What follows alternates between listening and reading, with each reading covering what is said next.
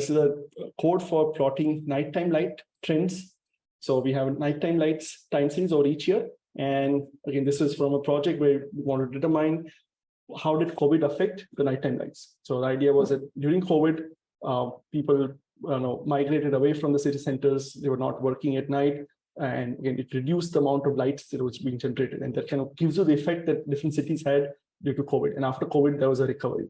Right? So can we do a plot of those over time and do this? So to do this, we have this feature collection of cities. So here we have the 7 cities of India, and we want to generate a chart for each of the city.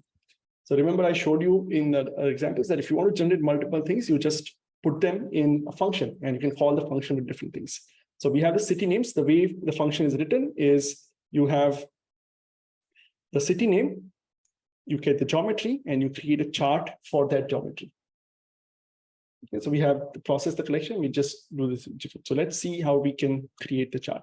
So we'll say print, and we have this function called create chart, and we'll put one of the cities. This is just from my collection that we have. So if I call it with this, I get a chart for using the geometry of the city, and we'll see what was the COVID trend here.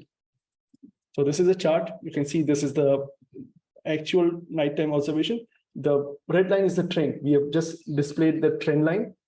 And now this one is showing the post-COVID. You can see this is a dip in the nighttime lights. So you could see what was the pre-COVID trend. So we have trend line up to here, and then this is the post-COVID. Right? So this is a kind of chart that you can generate. Now I want to generate a chart for every city. So I can say, I want to do this for the next city. So let's see what's the next city. So it's Bangalore. So I will call this again for that city.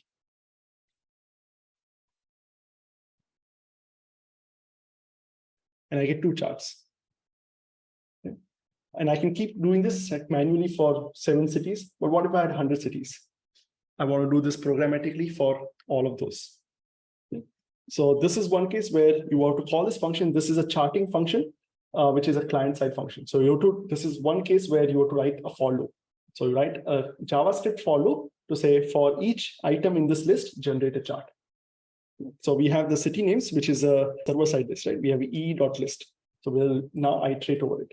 So I'll show you what the code of this looks like. So we'll evaluate this. Let's say city names evaluate. We'll get city names, which will be a JavaScript list.